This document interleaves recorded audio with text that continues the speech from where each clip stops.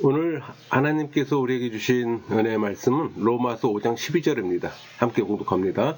이름으로 한 사람으로 말미암아 죄가 세상에 들어오고 죄로 말미암아 사망이 왔나니 이와 같이 모든 사람이 죄를 지었으므로 사망이 모든 사람에게 이르렀느니라.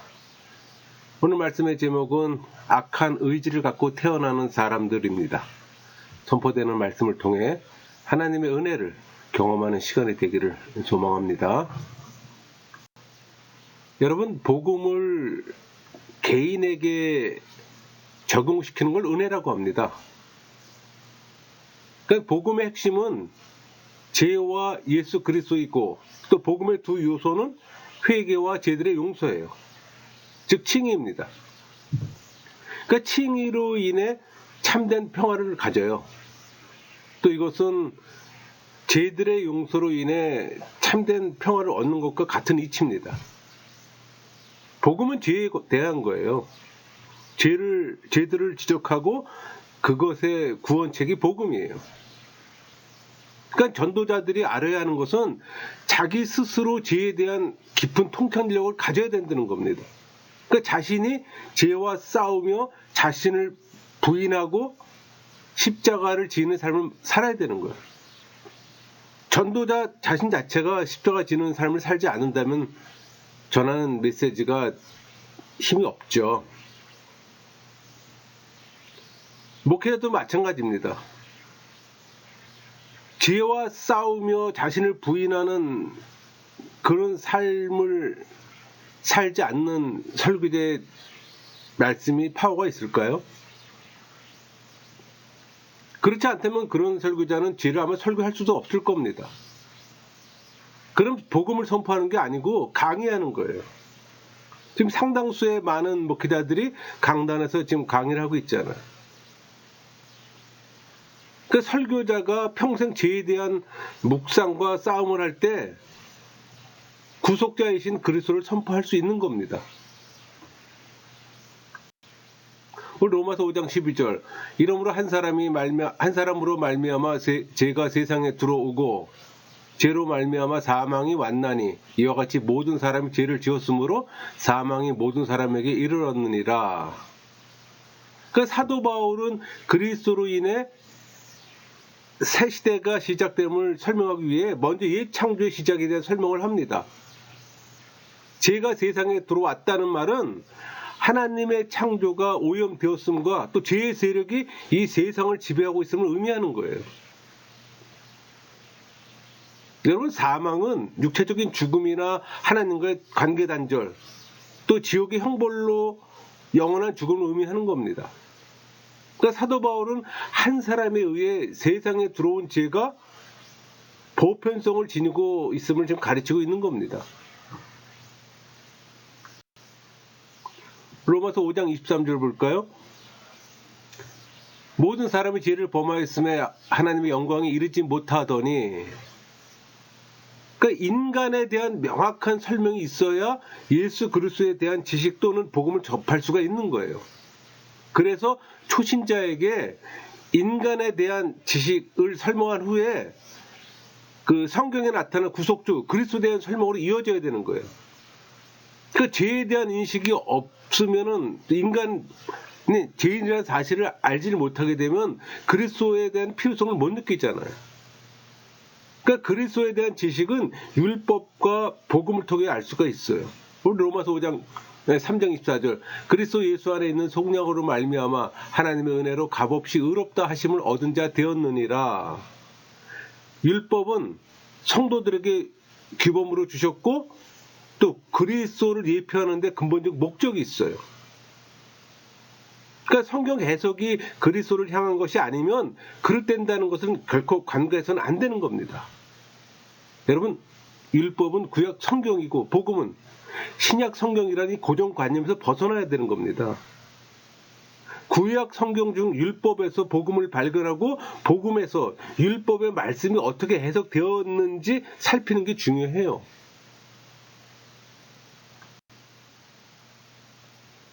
로마서 8장 6절 육신의 생각은 사망이요 영의 생각은 생명과 평안이니라. 여러분 그거 아세요? 육신으로부터는 하나님과 아무 상관없는 생각, 곧 자기 중심적인 생각만 나온다는 사실을, 그리스도를 알기 전에 죄와 율법을 알아야 되는 겁니다. 죄가 무엇인지 모르는 사람은 구원이 무엇인지 알지를 못해요. 죄의 깊이를 알 때 비로소 예수님에 대해 간절해지잖아요. 죄가 무엇인지 알고 나면 율법을 알아야 하는 겁니다. 그 예수님은 자신을 율법의 종결자라고 말씀하셨잖아요. 우리는 율법을 이 정죄 개념으로 생각하는 것이 문제예요. 율법은 죄인을 그리스도에게로 이끌어주는 중요한 통로 역할을 해요. 그러니까 우리가 사는 세상은 죄에 대한 인식이 갈수록 희박해집니다. 예를 들어 볼까요? 혼전동거라든가 동성연애, 간통. 그러니까 죄의식이 없는 곳에는 복음도 교회도 없어요. 죄인식이 악화되고 있는 이 시점에 교회의 위기입니다. 그러니까 신앙인은 교회 성장보다 성경적인 인간관에 관심을 가져야 되는 겁니다. 성경은 우리가 죄인이라고 말하잖아요. 우리 에레미야 17장 9절 만물보다 거짓되고 심히 부패한 것은 마음이라 누가 능히 이를 알리오마는. 병의 정도가 심각해 치유가 불가능할 정도로 인간의 마음 상태가 철저히 병들어 있음을 가리키는 겁니다. 그 죄의 교리가 무시되면 성경의 권위가 떨어짐을 의미하는 거예요. 목사가 강단에서 죄에 대한 교리를 빼고 성공주의 인생을 살도록 격려하면 신앙인의 삶을 포기케 하는 겁니다. 그런 분별력이 있어야 됩니다. 전적 부패와 타락한 자신을 알 때 구원의 필요성을 깨닫게 돼요. 그러니까 예수님을 알기 전에 먼저 죄가 무엇인지를 알아야 되는 겁니다. 그래 예수님의 필요성을 느끼는 거예요. 십자가 앞에서 나 자신이 누구인지 발견해야 하는 겁니다. 여러분 율법이 필요한 이유가 있어요. 율법은 죄를 비추어 깨닫게 하는 영혼의 거울입니다. 율법이 없다면 죄를 지어도 죄가 무엇인지 모르고 방지하게 행동을 하잖아요. 또 두 번째는 율법은 악을 제거하는 기능이 있어요. 그러니까 율법이 요구하는 형벌 때문에 사람들은 형벌이 무서워 악을 제어하잖아요. 또 율법은 신자들의 삶의 지침서가 됩니다. 율법이 제시하는 도덕법들도 우리가 순종해야 할 삶의 길잡이잖아요. 여러분 구약과 신약을 상호 보완적으로 봐야 합니다. 예수님은 중보자세요. 완전한 사람이셨고 완전한 하나님이세요. 우리 요한복음 1장 29절 이튿날 요한이 예수께서 자기에게 나오심을 보고 가로되 보라 세상 죄를 지고 가는 하나님의 어린 양이로다. 우리 죄를 대신 담당하시고 죽으셨으며 부활하셔서 우리를 구원했어요. 그러니까 예수님은 우리를 하나님께로 이끄는 유일한 길이 되셨어요. 그러니까 하나님의 사역은 한마디로 비밀적이고 신비적으로 사역하신다는 겁니다. 그러니까 인간의 마음을 통해 사역하셔서 자발적으로 순종하도록 하세요. 그분의 순종은 인간적 입장에서 충돌이 일어나지만 하나님의 입장에서는 전혀 문제가 되지 않고 자연적인 겁니다. 여러분 우리 자신에 대한 이 불만족을 느껴야 참으로 겸손해지게 됩니다. 그러니까 우린 이 결핍된 재능을 얻기 위해 하나님을 추구하는 열망으로 불타게 됩니다. 여러분 아첨만큼이나 인간의 마음이 환영하는 것도 없어요. 그래서 인간은 천부적인 재능들이 칭찬을 받을 때 너무나 경솔하게 믿어버리는 경향이 있어요. 그러니까 모든 자가 맹목적인 이기적 사랑을 선천적으로 소유하고 있어요. 스스로 선하고 복된 삶을 성취할 수 있다는 착각을 합니다. 만약에 하나님을 인정한다면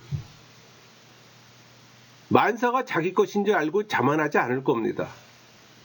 그럼 확신과 자만의 근거가 항상 자기에게 머문다는 걸 깨닫게 돼요. 여러분 교만을 자극하는 감언 이설보다 인간을 기쁘게 하는 건 없습니다. 우리 잠언 20장 9절 내가 내 마음을 정하게 하였다 내 죄를 깨끗하게 하였다 할 자가 누구냐.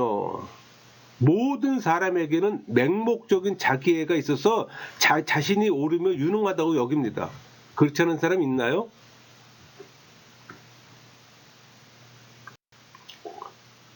여러분, 아담과 하와는 자기 도취에 빠져서 죄를 범했어요. 그들의 후손도 스스로 옳다고 여기고 또 실족합니다. 로마 14장 22절, 내게 있는 믿음을 하나님 앞에서 스스로 가지고 있으라. 자기가 옳다 하는 바로 자기를 정죄하지 아니하는 자는 복이 있도다. 강한 그리스도인의 행동에 대한 선언입니다. 그 말은 강한 그리스도인이 악한 형제에게 상처를 주는 이 외적 표현을 삼감으로써 하나님의 심판을 자초하지 않아요. 우리 자신을 아는 참 지식은 간단해요. 창조 때의 상태와 그 타락으로 이 비참한 상태의 사이에 간격이 얼마나 심각한지를 깨닫는 데 있어요.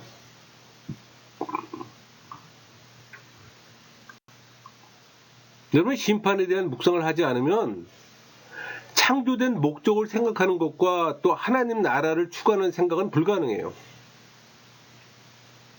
인간이 자신에 대해 가져야 할 지식은 두 가지예요.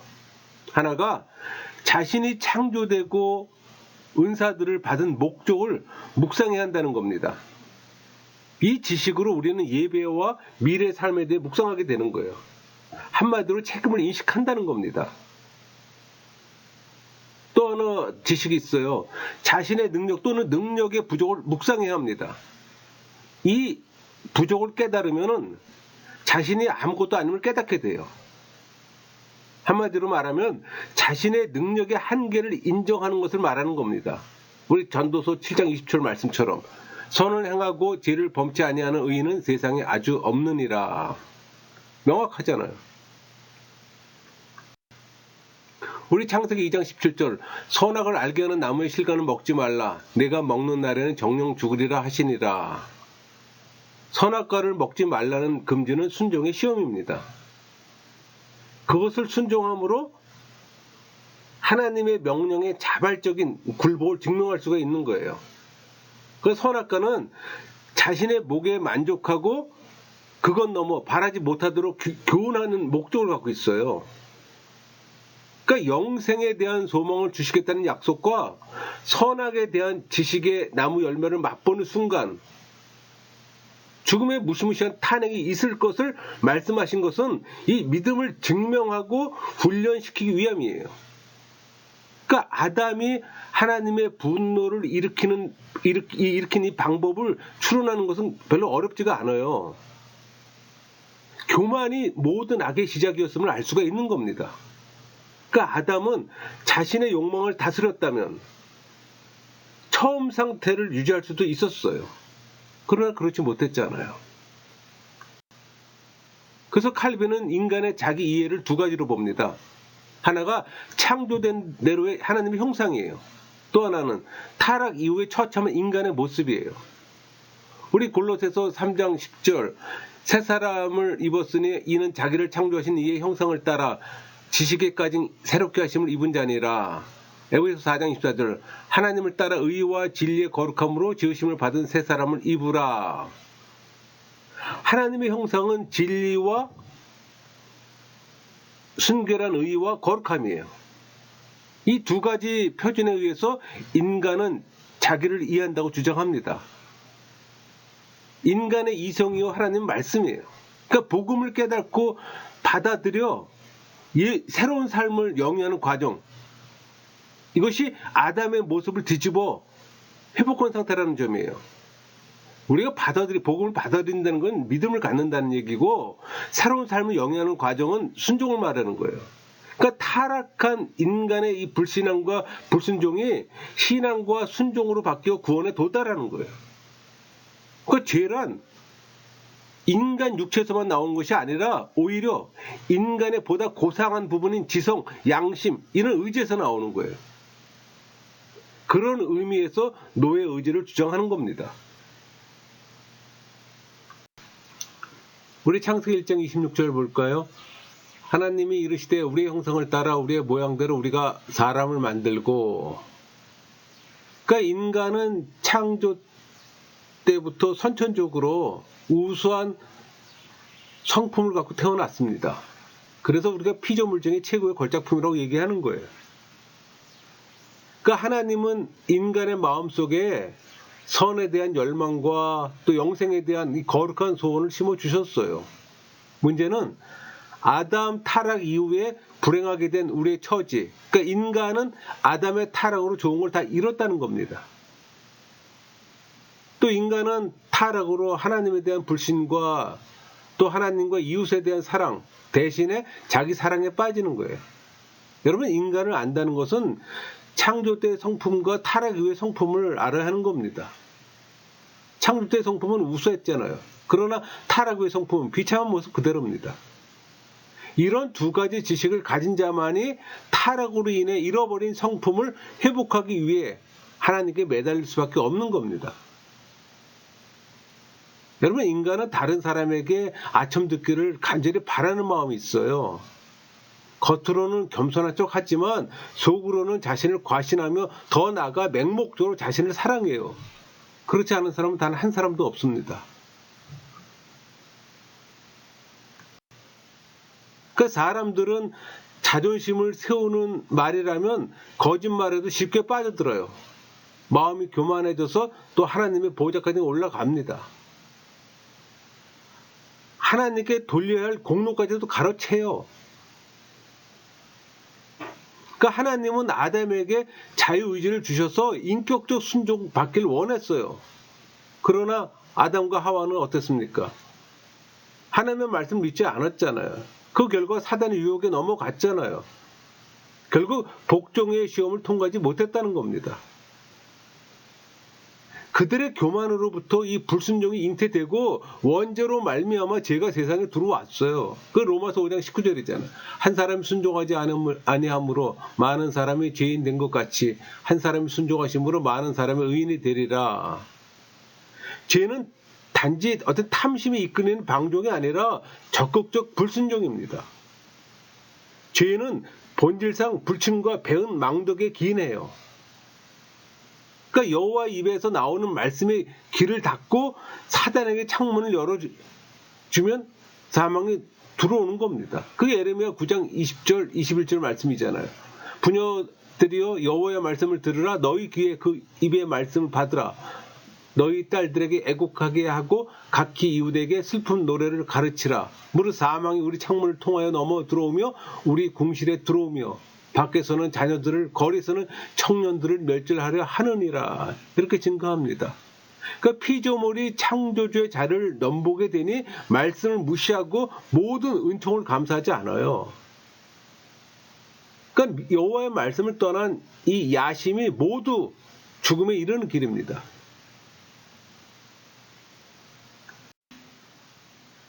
여러분, 중세시대 때 그 서방교회는 이 원죄를 오리지널 신, 서방교에서는 그렇게 원죄라고 불렀지만 동방교에서는 조상의 죄라고 그랬어요. 그 뜻은 이전에 순결하고 선했던 본성의 부패를 의미합니다. 우리 시편 58편 3절 악인은 모태에서부터 멀어졌음이요 남에서부터 곁길로 나아가 거짓을 말하는도다. 이 구절은 인간은 원죄를 갖고 태어난다는 전적 부패의 교리를 뒷받침해주는 구절입니다. 그러나 죄악의 성향에 매우 강해서 변화의 기미가 없는 이 악행자의 부패상을 강조한 말로 이해하는 것이 더 무난할 겁니다. 여러분, 이단자 그 펠라기오스는 아담의 범죄는 자신에게만 상처를 입혔고 후손에게 입히지 않았다고 주장했어요. 하지만 성경적 분명한 근거가 제시되자 유전 또는 전염이 아니라 모방으로 또 전해졌다고 변명도 했습니다. 이 점에서 분명하게 말합니다. 우리는 후천적이지 않고 태에서부터 선천적 부패를 갖고 있어요. 선천적으로 부패한 것이지 본성대로 부패한 것이 아니라는 겁니다.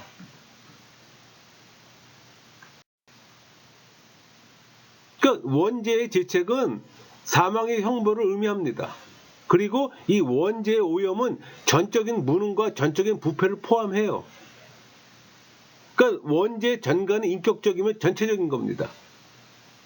이로 말미암아 우리 자신 자체가 제 씨앗이 되며 그 모든 부분이 제 지배 가운데 놓이게 되는 거예요. 여러분, 죄의 전염은 잉태와 동시에 일어납니다. 하나님이 선하게 지으신 이 영혼의 즉시 죄책과 오염이 전가되는 거예요. 그래서 칼빈은 영혼 유전설이 아니라 영혼 창조설을 주장했던 겁니다. 이 원죄 전가는 자연적이므로 초자연적 은혜 없이는 방면되지 않아요. 우리 요한복음 3장 6절 볼까요? 육으로 난 것은 육이요 영으로 난 것은 영이니, 육으로 난 것은 단지 육이므로 그리스도의 의로 인해 거듭나지 않는다면 그 앞에는 생명의 문이 닫혀버려요. 로마서 8장 10절, 또 그리스도께서 너희 안에 계시면 몸은 죄로 말미암아 죽은 것이나 영은 의로 말미암아 살아있는 것이니라. 이게 증거합니다. 그러니까 몸은 죄의 도구가 된 육신으로 말미암아 죽을 수밖에 없어요. 그러나 영은 이미 예수의 믿음으로 얻는 그리스도의 의로 인해 살게 되는 겁니다.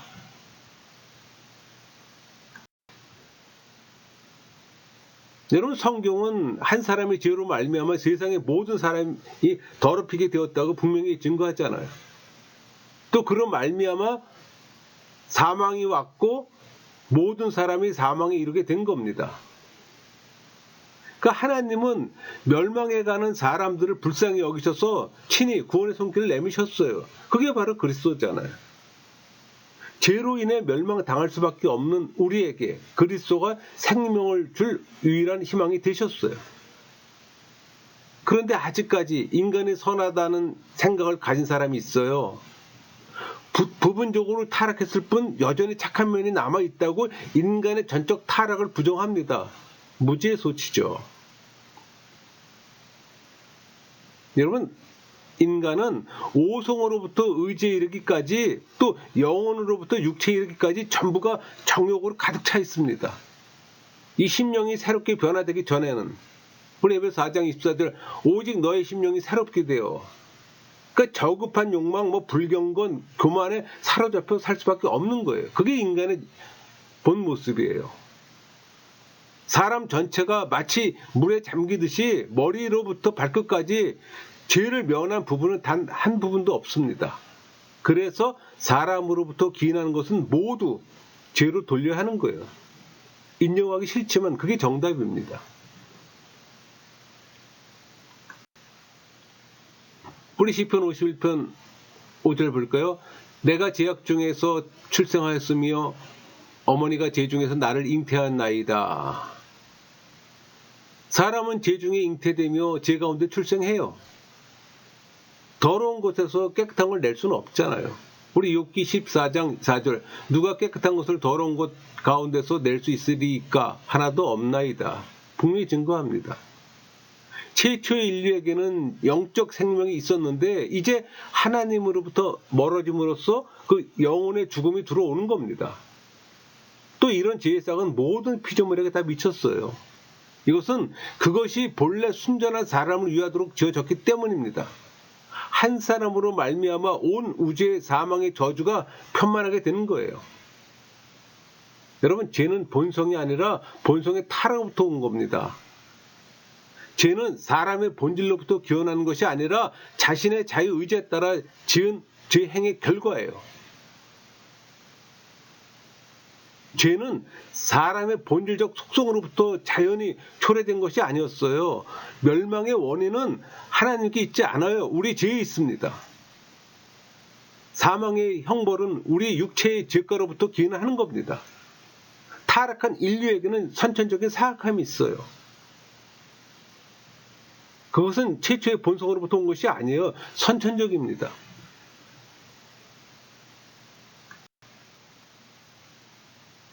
여러분, 하나님은 피조물의 부패를 미워하세요. 인간은 선적 사악함으로 부패되었습니다. 본성상 주어진 사악함으로 부패된 것이 아니에요. 타초부터 인간에게 주어진 이 본질적 특성에서가 아니라 인간에게 닥친 우발적 사건이었다는 겁니다. 그러니까 모든 것은 유전으로부터 본성을 받고 있어요.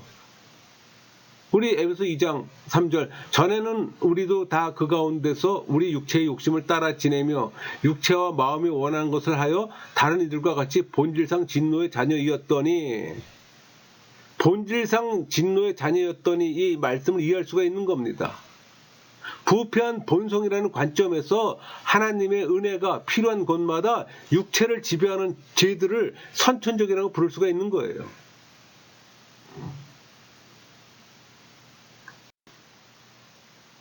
여러분, 타락의 결과로 영혼의 기능이 부패합니다.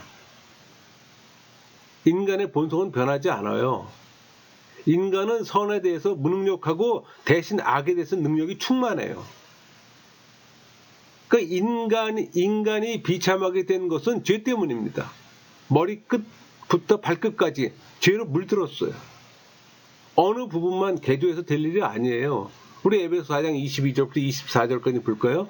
너희는 유혹의 욕심을 따라 썩어져가는 구습을 따른 옛사람을 벗어버리고 오직 너의 심령을 새롭게 되어 하나님을 따라 의와 진리의 거룩함으로 지으심을 받은 새 사람을 입으라. 사도 바울은 완전히 심령이 새롭게 되라고 요구합니다. 그러니까 원죄는 단순히 의가 조금 결핍된 그 상태를 말하는 게 아니에요. 적극적인 악의 생산을 말하는 겁니다. 인간이 그런 존재예요. 그래서 하나님을 따라 의와 진리와 거룩함으로 지으심을 받은 새 사람을 입어야 한다고 우리 에베소 4장 20절 분명히 증거하잖아요. 하나님을 따라 의와 진리의 거룩함으로 지으심을 받은 새 사람을 입으라. 하나님의 형상을 회복하라는 얘기입니다. 성령 세례 받으라는 얘기예요.